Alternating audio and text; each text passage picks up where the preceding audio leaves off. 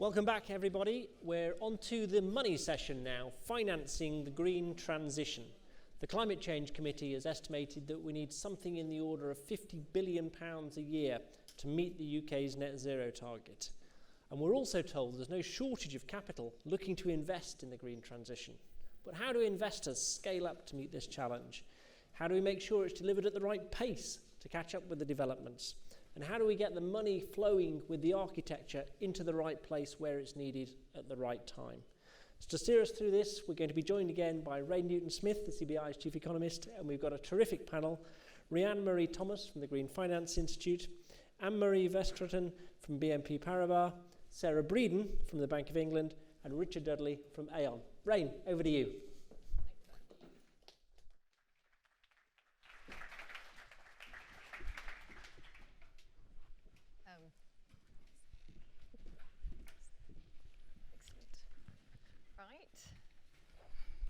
Well, good afternoon, everyone, and I think you definitely, I know you all have the mettle and the resilience and the wherewithal to help lead this green transition by managing to stay into the afternoon as the room has been getting gradually warmer. I think that's been part of our strategy to help you understand that the climate change is happening all around us and our world is warming. And look, I appreciate green finance can be a difficult topic to sort of get into, particularly as we run up to that all-important coffee. But I think it is so important that we do wake up. This session is all about the money. It's absolutely time to make our money matter, as Richard Curtis likes to say. I'm sure many of you are familiar with that campaign. And I think, look, as we heard Alok Sharma talk about so passionately just earlier about under COP26, we really saw the establishment of the Glasgow Pact, and an important part of that was the GFANZ, not always an acronym that rolls off the tongue, and I think that is one of the challenges about green finance, is, as I think Gillian Tett says, there's an alphabet soup of letters and acronyms, but you know, that financial alliance for net zero that was established in Glasgow was about unlocking 130 trillion from asset managers across 45 countries, all committed to financing the transition to net zero. So look, as an economist, those are really big numbers, but I think we need to get very practical about how we actually unlock that finance. I think we know we absolutely need to make it easier for people to install air source heat pumps in their homes. It'll be a bit too late for me, I'm afraid. We've just put one in. I can take you through how that went maybe later. But I think as Tony Danker started today, we know that energy efficiency in our homes in the UK is so important. And the only way that we're going to open up some of the low carbon heating, really put in home insulation, not just for low income and vulnerable households, but for all of us, is we really need to have a way of unlocking some of that finance into, for individuals to be able to make those investments. And we know the UK has the ambition to be the world's leading centre for green finance, and maybe we're already there, but I think we're only going to stay there if we have commitments across sectors, and I'm delighted to be joined by some real experts from across the financial services industry and central banking to really help unpack all of this, and I think bring some really practical examples to life. And we'll come over to you as well for questions. But I wonder, Rhian, if we might be able to start with you as CEO of the Green Finance Institute.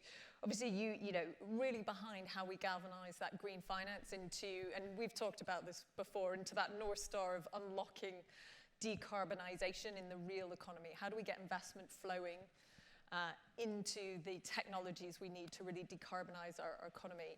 What do you think we need to really unlock that, and why isn't it happening as fast as it could be at the moment? Thanks so much, Rain, and thanks to the CBI for the opportunity to say a few words today. Like you said, and as we heard in the introduction, there's no shortage of capital. In the UK, we have $20 trillion of assets in our financial system alone. The Climate Change Committee have estimated, as we heard, 50 billion a year out to 2030. Then it peaks, and obviously we're hoping at that point technologies will have economies of scale, we'll have better infrastructure, and so that number then does come down. And at that point, as we get closer to 2050, we'll have 2.5 times the electrical capacity that we have at the moment to power our cars, make sure that we're moving away from oil and gas in our homes, as well as supporting manufacturing and industry. So that's kind of the overarching investment thesis, if you like. And yet, as you say, why isn't the money moving at the pace and scale that it needs to be? And there's obviously a complicated answer, but I think the simplest answer is to say because we're in a competition for capital. And today, the markets aren't pricing in the likelihood and the probability of climate impact. And so BAU, high carbon, high emissions investment is as profitable as investing in sustainable, low carbon future technologies. And so that is clearly one of the things when we talk about the role of finance in supporting the real economy in making this transition, that too gets quite complicated. But again, in an effort to try and simplify that, the role of the finance sector, I think, really does need to boil down to 3 things. One, making sure that there is a differential in the cost of capital for green or sustainable and non-green. And there are a number of levers that can be pulled to do that. A number of them are to do with central bank governance, others are to do with de-risking from government, and there are yet others. The second is access to capital, making sure that the access to capital is easier if you are green and sustainable than if you are not. And then thirdly, because those are both things to do with actually investing primary capital into the real economy, there is also a huge role for the finance sector that we've seen work so effectively to date for forceful stewardship, for investors to be using their votes to be making sure and holding companies to account. I mean, one further point, which is a lot of the talk around the trillions and the billions and the global capital flows forgets the roles of the SMEs. And there's been a lot of work done, quoting a NatWest survey, showing that companies with fewer than 250 employees are responsible for 50% of emissions in the UK, 43% I think of UK revenues as well. So we aren't going to get to net zero without the support of small and medium enterprises. And then British Business Bank did some work a few weeks ago as well that looked at only 11% of small and medium enterprises have actually accessed capital to support their net zero strategies. 22% have said they will do within the next 5 years. Citing issues such as, not only access to finance being a challenge, but actually access to skills, training, and really knowing where to start. The alphabet soup certainly doesn't help. And that's why I think we can all welcome the CBI sustainability community that Tony announced this morning it's very clear that we need to share knowledge and actually help each other. There's no plain book here. And so it's actually mentoring each other through this, which brings me to my very final point. Sometimes it's not the finance that's the issue. When we talk about retrofitting homes, again, a topic that is so important at the moment as we look at energy security, consumer awareness, consumer demand, supply chain, skills and training, all of these need to be addressed. But what we must make sure as a financial community is finance is never the blocker. And I really could bore for Britain on that topic, so I will leave it there because at the GFI, the work around energy efficiency of buildings has been our flagship project for the last few years, and bringing financial mechanisms to market is exactly what we do. Yeah. Leave that there. Absolutely, thanks, Rian. And I think you're absolutely right, and particularly, in this audience and with the CBI, we're passionate advocates. This has to be about helping all businesses through this journey, from the very smallest to the very biggest. And we certainly agree there's no playbook out there. And I think the stuff is really hard.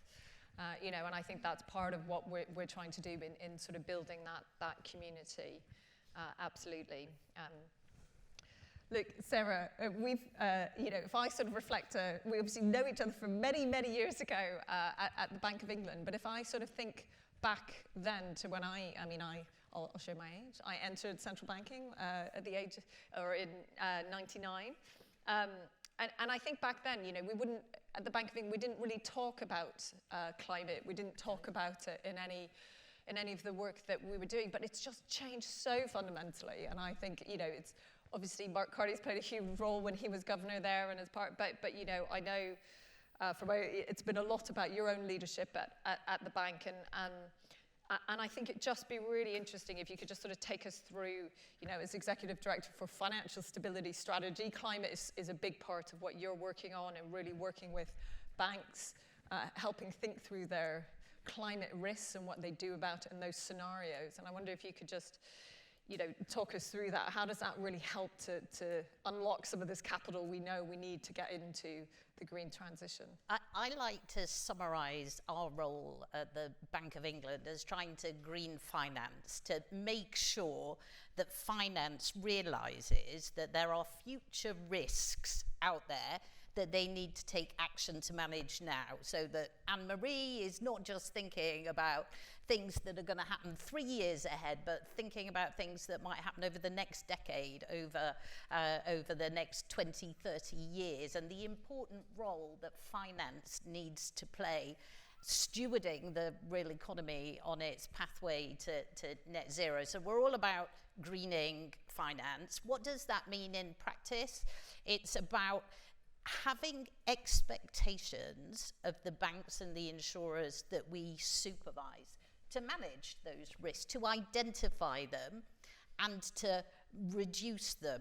Now, how do you reduce climate risks? You work with your customers. So the idea is that it's the prompt for that customer engagement that Rhian-Marie just mentioned. The second thing that we've sought to do is try and stretch people's horizons. I'm sure you'll all remember Mark Carney back in 2015, talking of the tragedy of the horizon, that by the time we realised we wanted to do something about the risk from climate change, it would probably be too late. So what we're doing through the scenario exercises we do is trying to get banks and insurers and the financial system more broadly to look ahead to 2050, think about risks that might materialise between now and then, and importantly, what actions do they take now, working with all of you, working with businesses and households to reduce those future risks. And by doing that, we can do the best possible job of trying to put a price on those future risks and drive different decisions today. So it's all about greening finance, setting expectations of banks and insurers to manage these risks, making all financial firms stretch their horizons, and importantly, helping equip them to do so. It was a point that Rhian made. Nobody's got a how to do it manual on this, so we engage across public and private sector, we engage with governments, and we try and build partnerships and toolkits so that no one has the excuse that they don't know how to manage these risks. And hopefully, by identifying the risks, we can then work with businesses and households to reduce them. Absolutely, Sarah. I think, it's partly about making this easier, stretching those horizons. I think that will really stay with me, and some of those toolkits that will help us to really manage those risks. Richard Dudley, you are a global head of climate strategy at Aon. I mean, obviously, as a big, huge global insurer, you really are in the business of helping corporates manage their risks. So what do you sort of see as most important in kind of overcoming some of those barriers so we can get more of that finance into some of the green technologies and help businesses and corporates to manage their climate risk? Great, thanks very much for the question, and thanks for the opportunity to be here today. Aon is an intermediary effectively, so we're a sort of advisory intermediary firm. We do a bunch of other things other than insurance, but insurance is a big block of what we do, so I'll probably stick with that topic. So for me, the industry plays a key role in 2 or 3 different ways for this transition. Number one is resilience, because obviously, as you've heard already, the climate is already changing, whether that's in this country or anywhere else for that matter, and that brings a whole load of different risks. The climate is behaving in different ways. It affects physical and business assets in different ways and is continually surprising us with, November wildfires in Colorado, which is something you just would not have considered a few short years ago. So the industry has a role there, not just in protecting the downside of those risks, which is something we've done for probably 300 years, but it's also in trying to understand how they're changing. I think, although I wasn't in the industry then, although it wasn't long after that, but in the late 1980s, the industry started to build their own tools for the modelling of natural hazards, whether that's floods or windstorms and earthquakes and things like that. So the industry's already building into those models a future-looking view of risk and how that maps across to the UN RTPs and the transition pathways.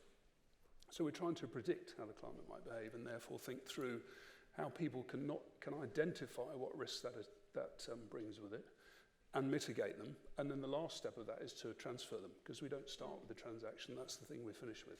So I think that's the other thing which sometimes we're not very good at advertising, but that's one area. Obviously resilience is key, and there are any number of applications around the world with that topic in mind. But the other big one, which I think again is sometimes overlooked, is the role that the risk transfer industry plays in risk financing, which is obviously the purpose of this panel. So there are very few construction projects, if any, and there are certainly no offshore wind farms, for example, that get built without insurance. And in fact, the insurance is the first thing that has to be in place before the lenders will commit the funds. So I think that's something we often forget. We don't articulate that role very well. And I think we should use our experience in that to find ways to free up money in business cases which are not yet investable at scale. That's one of the big areas we could do that. So, for example, carbon capture and storage, I heard a little bit of the previous panel where that topic was raised as well. And there is a business case for that, but in some ways it's marginal. It's also a long-term business case. There are liabilities that are associated with, for example, pumping CO2 under the North Sea. The firms that are going to do that, to store that carbon dioxide, will assume quite significant liabilities for a very long period of time to do that. And the government is working through BEIS to try and build a framework to encourage investment for that. But neither the investors nor the sponsors nor the developers want to carry that risk, or they don't want to carry all of it. So that's where a business like ours should come into play, but not where we normally do, which is after the fact. But it should be right in the middle of that initial risk financing discussion, because our industry there are some things we're not very good at, but one thing we are good at is identifying risk and trying to mitigate that and building that into financing. It's a bit like a jigsaw. Insurance should be part of that initial risk financing jigsaw rather than an afterthought, I think. And then the third element probably is the liability landscape, which is a bit less interesting, but it is something that holds back investors. So, there are a number of reasons why the liability landscape will change for corporates. Some of that is to do with the myriad, and we might get onto this later in the panel, of quite confusing regulatory change around the world, especially for firms that are global, and trying to stay in step with that and make sure you don't cross the line. But there are also, of course, many cases around the world where existing legal systems, and it's happening here too, are being used to either speed up firms' transition to net zero or to try and punish them for apparently bad acts in the past. So there are a number of liability aspects there which again are restricting some of the investment flows that we probably need. So again, our industry should be able to play a role in trying to deal with some of that, if not all of it. Excellent. And do you find, you obviously see across different sectors, are there some sectors, how do you sort of approach like a large retailer who's just trying to think about climate? He may not immediately see the risk to their business, but they are there, whether it's through food chains or even some of their premises. So the first step is probably to assess the physical risk. So that's the notion of resilience, really, where we've got a bunch of tools and some third parties that we work with where you can predict forward what's going to happen to certain types of hazards in certain locations, anywhere in the world actually, it doesn't have to be here in the UK. And therefore, how does that affect the value of that asset or the potential useful lifetime of that asset, which of course is another key topic for investors. So that's probably the first step that we would normally do. And then the next step is to work through with some of those firms. Some of them already have plans on how they think they're going to need to transition, not just to cope with changing climate, but to reduce their own carbon footprint, maybe in some cases to dramatically change the business model itself.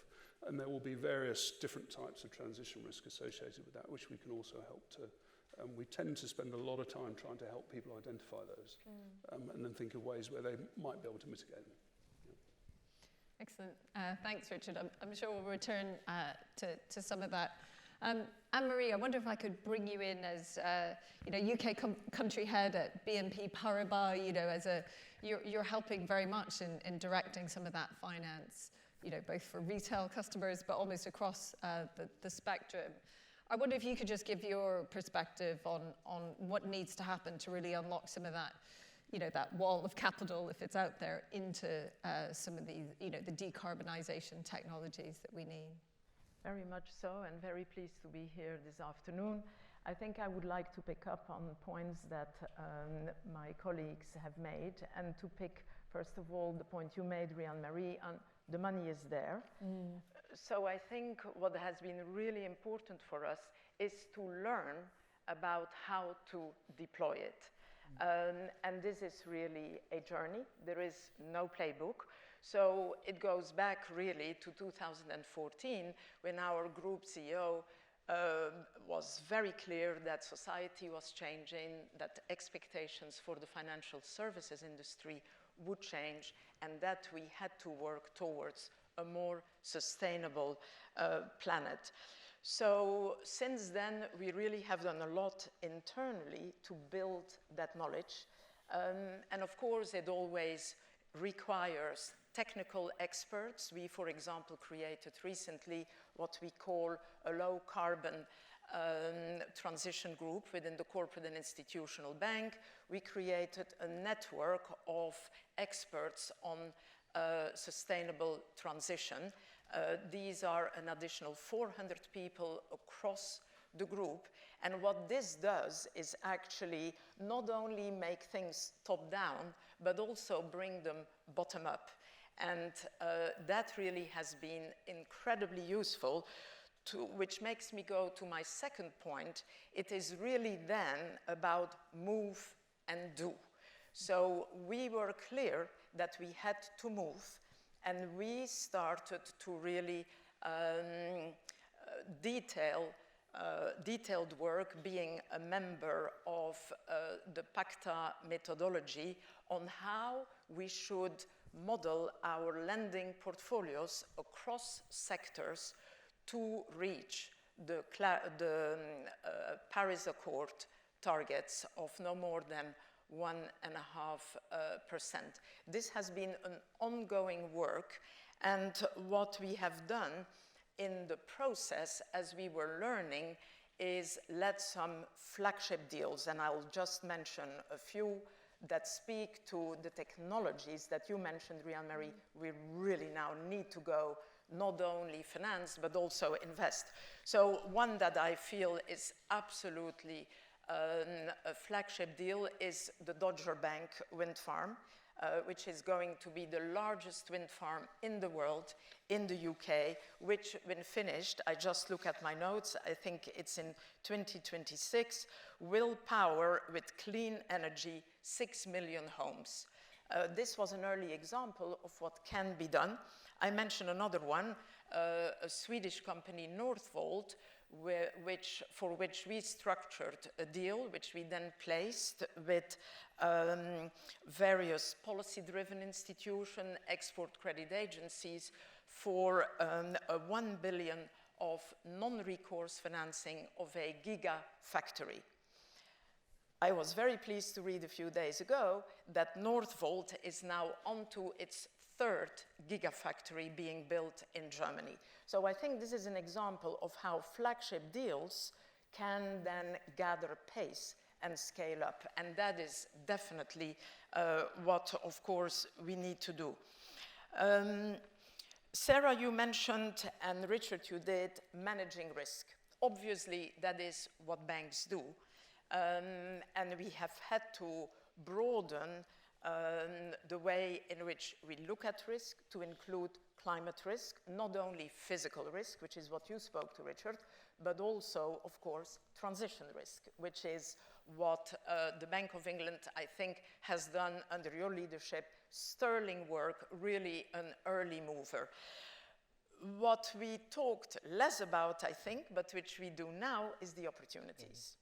And so this is where we are now moving, and I come to my last point. which is that we need to move in partnerships. There is no playbook, so ourselves being a member of the Net Zero Banking Alliance, Net Zero Asset Managers, G funds, we know that to reach the contribution by 2050 to a net zero economy, we need to do this with our clients. So the engagement with our clients to understand what their transition plans are, so that we feel confident we can keep financing them through that journey. Because it is true that financing will be needed on a very big scale, and learning through how this can work, whether it is through a green loan, a sustainable bond, which we did, for example, for Cadent, the network manager. That means we can anticipate where companies will be on their journey. We will have to follow that, and the dialogue, and I'm delighted that this meeting takes place at the Science Museum, because what we need indeed is work with science. The facilities we now put out in the markets, we structure them with our clients, and they increasingly include scientific targets and also increasingly social targets, whether it's diversity and inclusion. We did one with a housing association where the rebate on the interest margin was measured by how many people, how many residents who were out of work they were able to put back into work. So these are examples which are now, I think, multiplying in the marketplace. I think all financial institutions are now really moving forward in defining their plans, in having the dialogue with their clients. I think this is, Rain, where I believe we are today on the financing side. On the investment side, a lot more is to be done.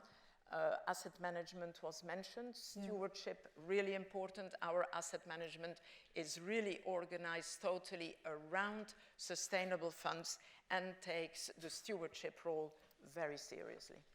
Rain, might I add just two points on some of the comments have been made. The first, just to underline how willing and the financial system is to play its part. In the scenario exercise that the Bank of England ran with our largest banks and our largest insurers, asking them to look ahead to 2050 under 3 different scenarios, an early action, a late action, a no action scenario. It was in the early action scenario that the opportunities for the banks and the insurers were greatest. And that, I think, should give everybody in this room hope that there is somebody willing to have the conversation at the other end of the telephone.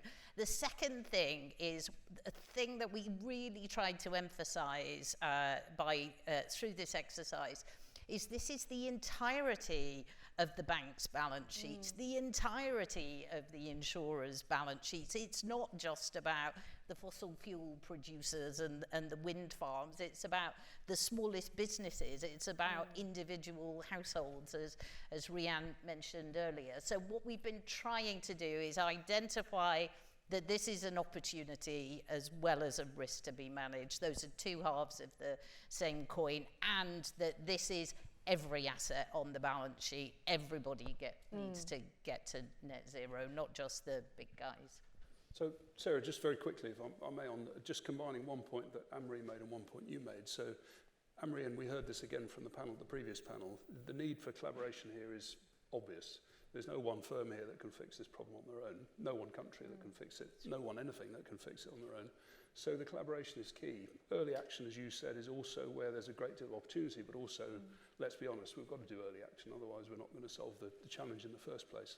And I think one of the challenges we have, and I've been fairly noisy about this in the last year or two, is the risk that our regulatory framework will prevent us from taking some of that early action, because it won't allow us to collaborate in the way that we might need to.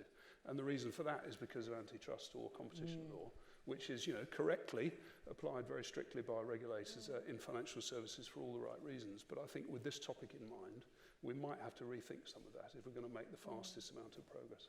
Yeah, partnerships is going to be a key to success. Those partnerships are public and private, they're business and finance, and they're domestic and international, and we need to embrace that. I agree. Yeah.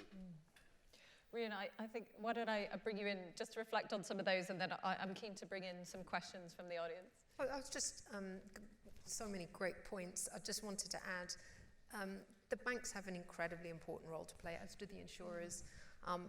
But this is about the entirety of the financial system. It's about recognizing horses for courses, understanding the difference between equity and debt risk, and who actually has the appetite, the risk and return appetite to play in each of those parts. We started talking about technology at the beginning. Most early stage technology is financed by venture capital, but venture capitalists don't tend to invest hundreds of millions of pounds at a time. Pension and sovereign wealth funds, they do, globally there's something like 17 trillion of assets under management in that pot, but they naturally are more conservative, so don't tend to have the same appetite for early stage risk. Then you've got green bonds, the absolute poster child of green finance, greener sustainability bonds likely to reach over 1.35 billion of issuance this year, according to Moody's, something like 15% of the market. But in order to issue a bond, you need to have regular cash flows in order to repay them. So again, not the right product for early stage technology risk. So again, it points to the point, again, emphasizes the point I think we've all made about the importance of collaborating in a way the industry's never had to do before, collaborating with scientists, with NGOs, with academics, with central policymakers, with local policymakers, all of which does also pose quite a challenge and is a different way of working. Fortunately, there are enough people in finance that understand, and a lot of this is a credit to you, Sarah, and the work that you've been doing. They do understand this is a genuine risk to financial stability, and therefore are willing to sign up for these types of large initiatives where they're collaborating with others. Yeah, absolutely. And I think what we've picked out so far is we really need to have those long horizons, that access to finance shouldn't be a barrier. So you hear first, we should be able to get the finance to do this, but you need the sort of right products for the right risks. And I think, Richard, what resonated as well, what you were saying is, we did work last year as part of the B7. We were really looking at, measuring emissions within supply chains, right? And what companies were saying is, look, we need to do this together in the construction industry. We need to work together with our competitors, with people, above us in the supply chain and below us to really understand our emissions. And we know, from next year, listed companies in the UK will need to publish transition plans, so not just about their emissions now, but, how they're going to reduce those over time. And I think you're absolutely right, it's going to take a lot of collaboration. And I think, just to finish before we go to the floor, but I think, again, even that in and of itself, if we're not careful, a lot of firms will withdraw to the risk and compliance focus on this topic, as opposed to where the opportunity or the ability to change is. And we also have, securities laws in various countries around the world, which are also preventing a pace of change, because people aren't, if they make statements or say they want to do something and then they can't do it because there is a lot of uncertainty associated here, they open themselves up to class actions, so whether they're financial services firms or any other corporation for that matter. So there are things like that we need to think through if we're going to be able to take that early action, I think. And if I may, Rain, actually the good news on this is I think that a lot is now converging. That gives momentum in its own right. And you've mentioned the skills of the future. A lot of work is being done on that. What I find really encouraging when some of our bankers say to me, doing a sustainable loan for Tesco, learning about the science-based targets, this is really what I want to do. So this convergence, I think, is going to really multiply the opportunities, the spotting of the opportunities and the progress. Yeah, absolutely need to grasp some of those opportunities. So now it's an opportunity for all of you to ask some questions of our panels. There are some roving mics. So I can start to see some hands going out. And I should add, we are a bit blinded here, so I'm going to go. I saw a hand there at the back first, and then another question here. Hi, Sam Alvis from Green Alliance. We start to see ESG funds and green finance in the US become a bit of a political target. It's worrying for a number of reasons, not least because one of the ways of managing transition risk is to lobby for the status quo. Is that a risk in the city? And if so, whose responsibility is it to manage it? I think I'll take this other question here, and then I'll bring those together to the panel. Hi, I'm Marcus Watson. I'm an early stage investor in a company called Xlinks, which aims to deliver, do you know it? I do. Right, so it aims to deliver 8% of the UK's electricity in a way that is cheap, stable, baseload, and that is 100% sustainable. So I'm delighted to hear that you're saying that impediment to progress should not be financed, but that's what we're finding. So we've not had too much difficulty getting the early stage investors. I'm one of them. But we need £16 billion to make this work, and we're finding that without a government CFD style arrangement, that's going to be difficult. Can you see a way that we can unlock £16 billion worth of investment for what sounds on paper pretty damn good, without having to seek support from the government in that regulatory way? Thank you.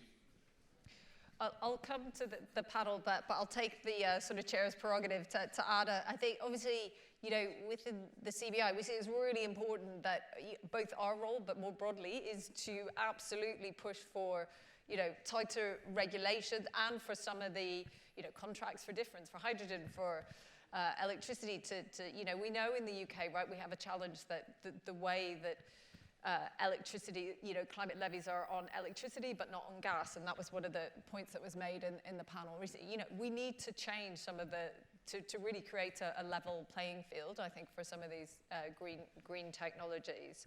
But I wonder if I might sort of bring in some perspectives from the panel on either of those two questions. Why don't I start on the ESG labels challenge? I think it's really important for investors to know what they're investing in. And I think it's really important for us all collectively to invest not just in what is currently green, but what is going to become green. Because if we are to reduce emissions, we need to green our future economy, not just decarbonise on paper and invest in the currently green. In that context, labels have got a really important part to play. Rianne's doing some fabulous work with the Treasury on taxonomy. Again, our Treasury is leading on work about transition plans, which are designed to enable us to differentiate between those that really have got a plan and those that haven't got a plan. And I think all of those things in combination should give us the confidence to invest in a way that is consistent with getting us to net zero, but in a way that doesn't require us to pull the plug out tomorrow. Whose responsibility is it?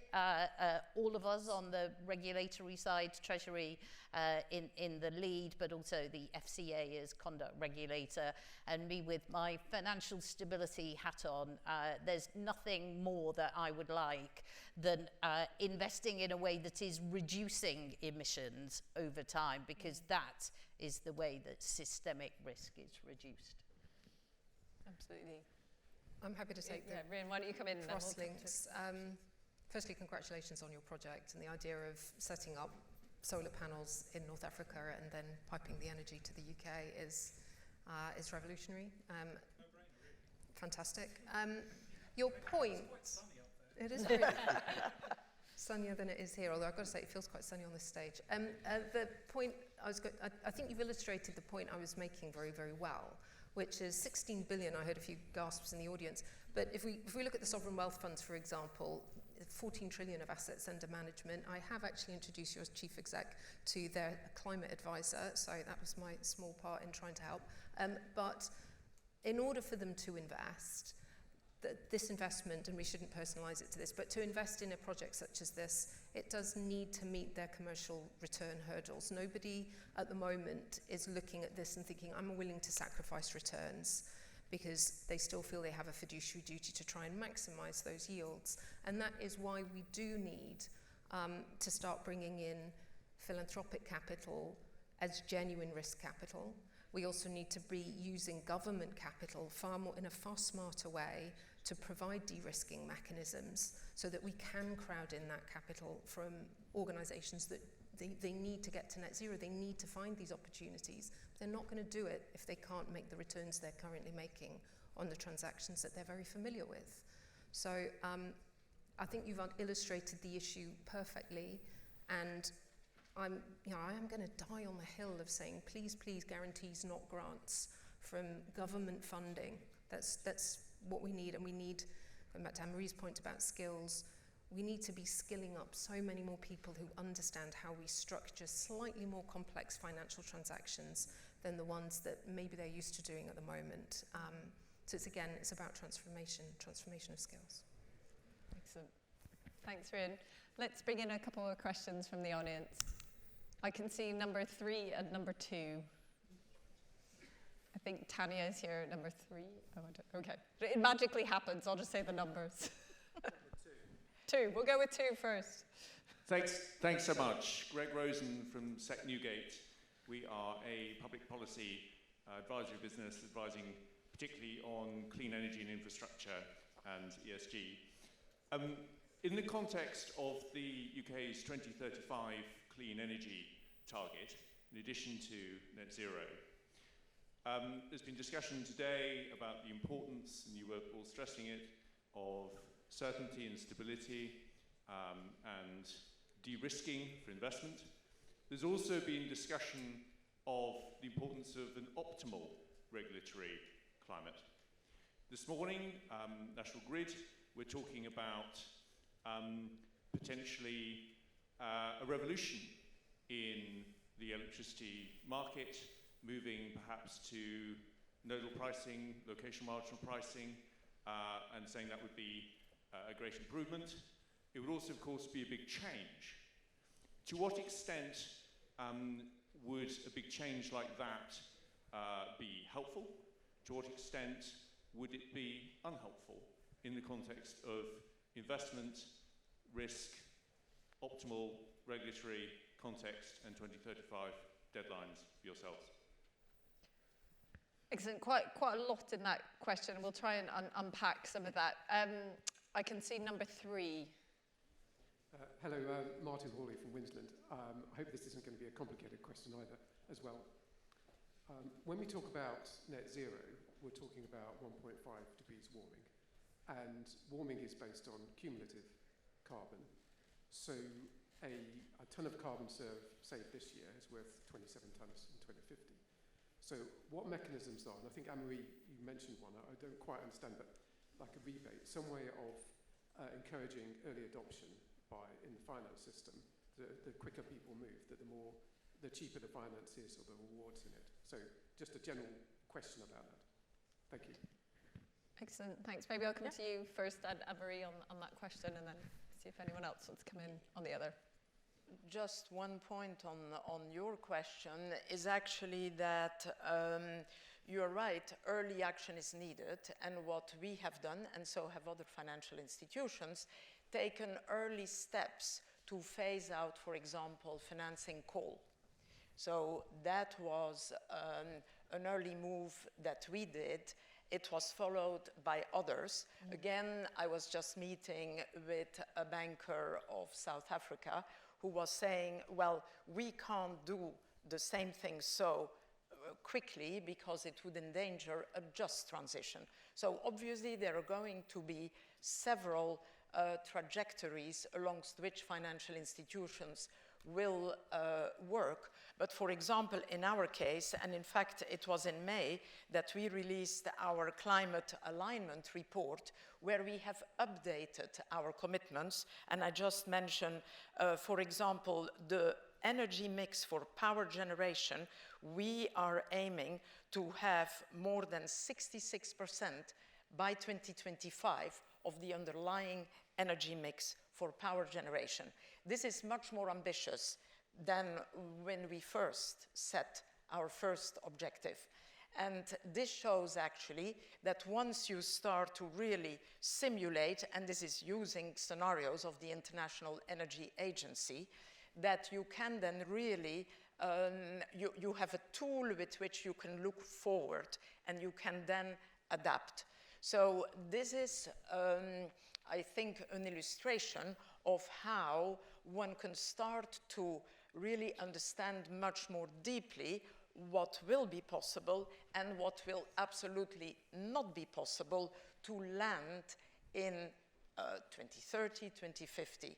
And I think that transparency is now increasingly coming through with what we are learning, having undertaken engagements in terms of contributing to a net zero.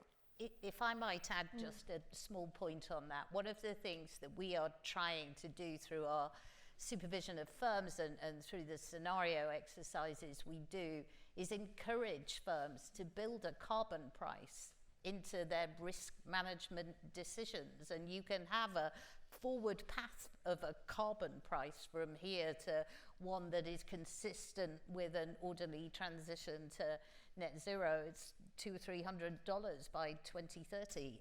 Have that as part of your investment case. Even if there isn't a carbon tax, incorporate that into the analysis that you do. That's a helpful way of addressing that. And I might have a go at the other question, then maybe others more expert than I. One of the things that that has become apparent to us through our work on climate change is it's really important for financiers to understand what climate policy is doing. It is most helpful when what climate policy what climate policy is up to is A, loud, B, long, and C, legal, because then that can be incorporated with greatest certainty into investment decisions, but others may have more to add on that. Yeah, no, I'd agree with that. I mean, I think on the first question, the tools are out there already to factor in the question about, you know, how do you incentivize acting quicker effectively, and your, as you said, the time value, if you like, of carbon saved now relative to what it would be in 2050. Those mechanisms exist. They tend to be quite reactive in a lot of cases, but they're being used already in the financial system. So I think they're there. We just need to apply them in a different way, think through how they relate to the taxonomies, some of the work that Rianne will be doing here in the UK, how that relates to the EU, how we manage the complexity of how all those are different, because of course that's a really big challenge too. And then on the power grid, if you like, and the way that might change, yes, that will bring a whole load of new risks with it, but I think it's in line with everything we discussed earlier on, which is we just need to get our heads around how the smart grid, if you like, or the virtual power plant, as some people call it, how that behaves differently, how the pricing risk changes business risk for corporates who access that power, and how it changes the business model of the grid operator. And all those things are analysable. They can all be done. We just haven't done it yet, not at a scale where we can provide risk financing products yet. Another reason why we need to act quickly. I'm just going to make a general comment about the grid question, which is, and apologies to any financiers in the audience, for a financier to be interested in a transaction, there needs to be a clear counterparty, and there needs to be as much clarity as possible about future cash flows. That way they can actually model how the money will get repaid. And so anything that adds certainty to what those cash flows will look like going forward will help investment. You touched earlier on Dogger Bank, and 40% of global offshore wind that is installed around the British coastline because of an absolutely fantastic example of public-private partnership over many, many years, where government stepped in, provided the contracts for differences, provided auctions, provided long-term signalling so that financiers could actually figure out what those future-looking cash flows and demand would look like. Even then, there was a lack of appetite for that early-stage construction risk, and so the Green Bank, as it was then, stepped in to provide that initial seed capital, and now that is all financed through institutional investment. So it was about providing that certainty of future cash flows or future asset values that enables financiers to get behind and model what their returns are going to look like. Absolutely. Look, I think that's been an absolutely fascinating discussion. I think we've sort of brought this idea that we need to have these really long horizons and that sort of risk modelling, I think, which happens in banks themselves, but also I think the central bank has really kind of helped foster that, has been really important, and that applies kind of across sectors. And we really, we've got to have the right policy frameworks in place to help generate some of those cash flows, particularly in these early stage technologies. And I think, Rian, to your point, that really came through as well with the panel we had with Chris Stark when he was talking about home insulation and the role that DEC had played originally in getting having policies in place that helped homeowners to improve their insulation, and we need to see that always across heat, transportation, and so much more besides. So hopefully you've all found that useful. It's been really fascinating. I know we could carry on the conversation, but I'm well aware that what stands between my closing and what comes next is coffee. So I'm sure you're all looking for some more coffee and tea. And I think Matthew is just going to outline what you can come back to as we look to round off what's been a fabulous first day of our conference. Well, first of all, Rain, thank you. Brilliant session. Really well done.